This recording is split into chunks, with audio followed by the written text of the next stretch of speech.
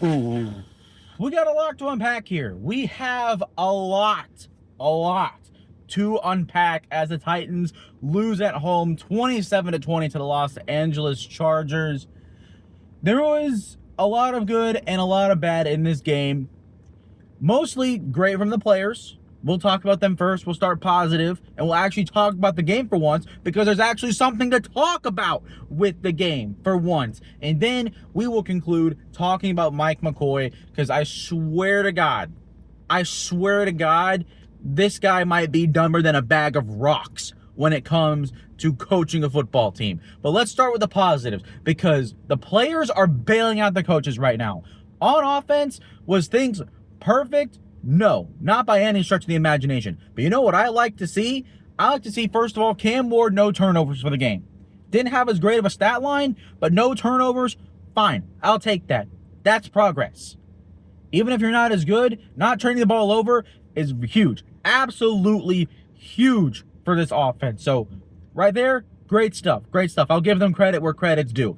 And then, in terms of Cam Ward, wasn't always accurate, had a couple really good throws that were dropped, but I mean, he was taking chunk plays down the field continuously. The throw to Alec Iomander, the throw to Gunnar Helm, that's a great ball right there. There were some really great throws from Cam Ward, and the fact that the Titans offense were able to get chunk plays down the field in mass, honestly. Almost every single receiver had over 10 yards a catch. A lot of them only had one catch, but they all went for a first down, went for more than 10 yards. That's good. That's really good. That's nice that this team actually has an opportunity and is having chances to move the ball down the field in the passing game. There's something there. There's something. At the beginning of the year, there was absolutely nothing. Now there's something. There is actually something there for once.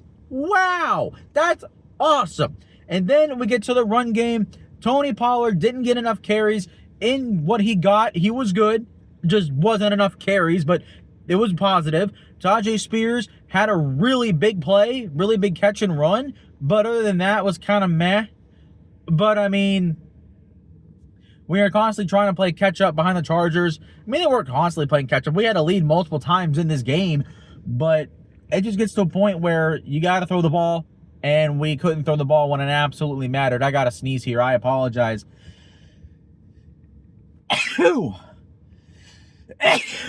right, sorry about that. So that's enough for the offensive side of the ball. Jim DK. Well, you know what? Jim DK. We'll talk about Jim DK right here. Punt return for a touchdown. First one since 2012. We knew it was going to happen. It was only a matter of time. Jim DK. We've talked a lot about Alec Iomander and Gunnar Helm maybe being pieces for this team in the future. Jim DK, he's a guy. We have ourselves a guy in Jim DK, and I thought that he was probably going to be the worst of the three. And right now, he's by far the best of the three. He is playing great football. Great in the return game, making plays as a receiver. What Jim DK has done for this offense has been special so far, given the circumstances. And so, for him, here's your flowers. Great job, Chimray DK. Love ya. Glad to have you on this football team as one of the best players so far as a rookie. And then defensively, wow. Defensively, they did a pretty solid, darn good job. I don't know what I was trying to go there with my words, but they were actually competitive in this game. Had a couple bad moments, but you know what? 6 sacks, absolutely took advantage of that offensive line for a majority of the game. They got beat on a bootleg. They got cooked a couple of times. But you know what? With the lack of talent the Titans have right now, especially with all the injured players, with Jeffrey Simmons out, Femi Oladejo out, Arden Key out, not that he's done anything, but Jihad Ward continues to make big plays. Draymond Jones has gotten a sack in every of the last 3 games, or 4 games actually. So for him, I mean, they're being consistent, they're being productive, and guess what we saw? You know why they were productive? Oh, wow, we're using twists and stunts for once. Golly gee willikers, Batman, if only we were going to do that to start the year. Wow! See what happens when you actually try and put your players in positions to get favorable matchups when the talent's not there? That shows you that good coaching actually helps a team that's not that bad, or a team that has a bad roster. A good coach can get something out of that. Jannard Wilson has not been able to get anything out of this pass rush for the first quarter of the year. And these past couple of games, he's got something going. And as much as I was frustrated at Jannard Wilson so far this year, you know what? Credit to him. This defensive line did a good job today for the most part. Devondre Sweat was also good. I like to see him. I hope that he would get another sack, but did not. That's fine. You're not going to get one every single game. But the secondary too. Darrell Baker, Jalen Armour Davis, Marcus Harris, Samuel Womack. These corners are out there, and they made a lot of nice plays as well. They were out there. They were competitive in this game on defense. When was the last time we could say that? It was a one-score game the entire game. Usually third quarter, fourth quarter, this thing is busted open and it's over. Every other time of the year, it's 31-17. But no, got 3 points. Where offense was at least competitive in the third quarter, and we're going to get to Mike McCoy here in just one moment. But the fact that the Titans, our players were able to execute and they were able to keep this game close, big credit to them. And quite frankly, they probably should have won this game. They should have won this game had it not have been for Mike McCoy and Bo Hardegree. I'm blaming both of them because I'm not sure exactly who gets the blame, but both of them, as the interim head coach and the play caller, both deserve their blame. Because I swear to God, here's where we're going to get negative. Here is where Shoemake Take Rant is coming in right now. Because I swear to God, there's only 2 scenarios as to why our coaching staff is doing the stupid crap that they're doing. Why are we running direct snaps to Tony Pollard? Why are we doing that? There is no sense. Every single time we are moving the ball on offense, we're getting first downs, we're getting in third and short. All the stuff that the Titans have preached for 4 years now to be able to do in order to move the ball on offense, we're doing it. And then what happens? We run a direct snap, we get cute, and it's like, why? There's no reason. There is absolutely zero. There is negative reason to be doing something like that. Why? Players over plays, am I right? This came out of the interim head coach's mouth, and here he is going against his own words. Hypocritical. Wow. It's horrifically bad. We actually had a chance to win that game. And had it not been for that awful set of play calls on the goal line, we would be in overtime 27-27. We would be in overtime. But you know what? What do we do on 3rd and goal? Oh yeah, we're going to do our third direct snap to Tony Pollard, and what happens? It gets stuffed because they know what's happening. They know that we're going to run it up the middle to Pollard. They know that. They know it. And then on 4th down, what do? We run it up the middle again!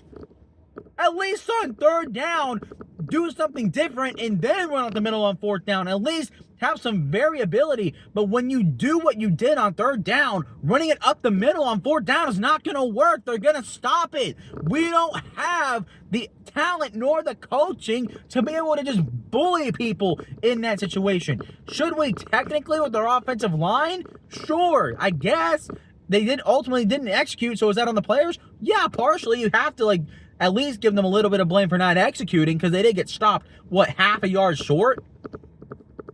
But at the same time, why are we calling that play there? What is going on?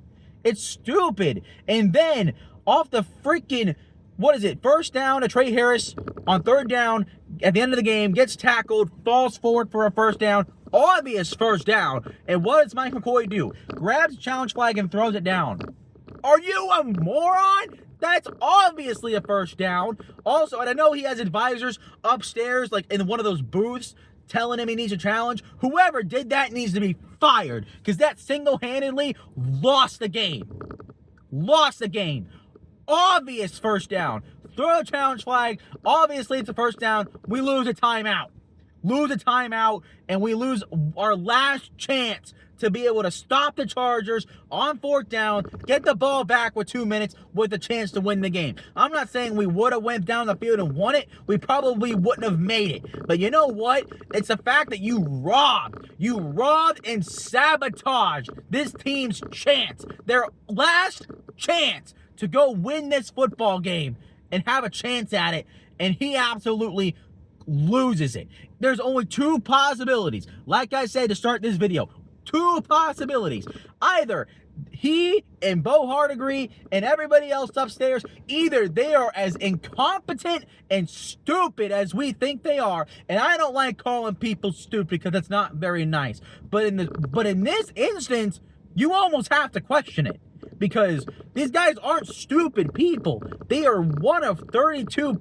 They are coaching for one of 32 NFL teams in the world. That's not an easy job to have.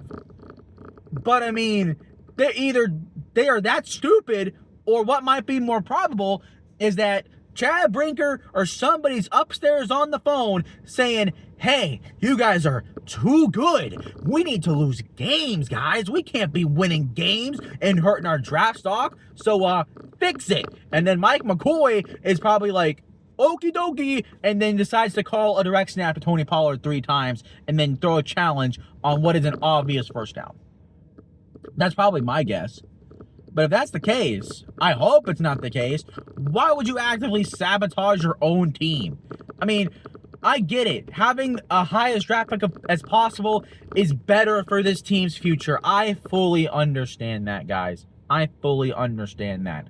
But is actively sabotaging your own team from winning and giving them that experience to be competitive to the very end, is that opportunity? Is it worth stripping that from the players? These players are fighting so hard. If it's one thing that this team has, it's their own culture. Brian Callahan went out to fix it, and you know what? He succeeded at that because the players are still fighting. They have not quit. They talked about it all broadcast, how Cam Ward and his young weapons are meeting as much as they humanly possibly can because they want to get better and that they see the bigger picture. They don't care that, they're losing games per se. They're focused on improving and getting better because they see the bigger picture. That's fantastic. That's awesome. But you still have to let them get the opportunity to go win. And Mike McCoy over here is more concerned with losing football games for a draft pick that he's not even going to be here for. Let them go down and try and win the game. Even if we don't get it, at least we can say and they can say that they had it to the very end and had a chance. But the coaches and possibly the front office would rather sabotage their own team from a chance to win the game and get a higher draft pick than they are with giving their guys a chance to experience victory, a chance to finally break the momentum that they have killed for themselves, the hole that they have dug themselves into. It's not fair. It's not fair. Do right by the players. I'm tired of it. I am tired of this front office and coaching staff failing our players. Our rookie players are bailing out our coaches right now. That is unacceptable. I am yelling right now, not because we had a chance to win that game had it not been Mike McCoy being a moron. I am upset because our team, our front office, they're more concerned with losing football games. They are openly more concerned with losing football games. And I get it that it's better for our team in the future. I get it. I fully understand it, guys. I swear to God I do. But this is unacceptable. I'm not going to accept that. I'm not going to tolerate that. Not when there's a chance to win. If you're actively selling your team and not letting them have a chance to win, that's a problem. That's a bigger problem than tanking the game because you're so bad. Or wait, Oh, God, I just talked myself into a corner. That made no sense what I just said. But you guys get what I'm saying. This is foul. It's absolute malpractice. And some people will say, oh, yeah, that's perfect. No, it's not. You got to give these guys a chance to compete and give them a chance to win. But no, this organization is focused on one thing: losing every single game, no matter what. They just told you that today. They told you that they don't care about winning. The front office, ownership right now no longer cares about winning. I know that it hurts them in the future the more games they win, but it is clear that they don't care. And the players are out there killing themselves, trying everything possible to win. And there's going to get to a point where certain players are going to start quitting. Because this losing, eventually, it's going to hit a breaking point.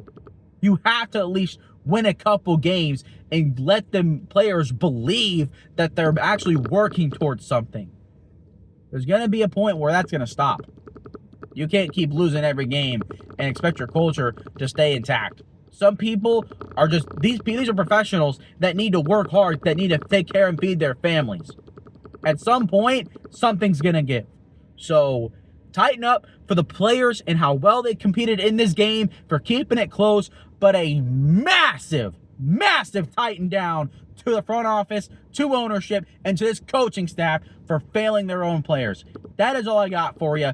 And, wow. We are at 16 minutes. That's the longest one I've made of these so far. So I hope you guys enjoyed this ranting session. Until next week, when we lose to, I think it's Houston, I believe. Or it's a divisional game next week for sure. I think it's Houston. Until then, I will talk to you guys next time. Bye.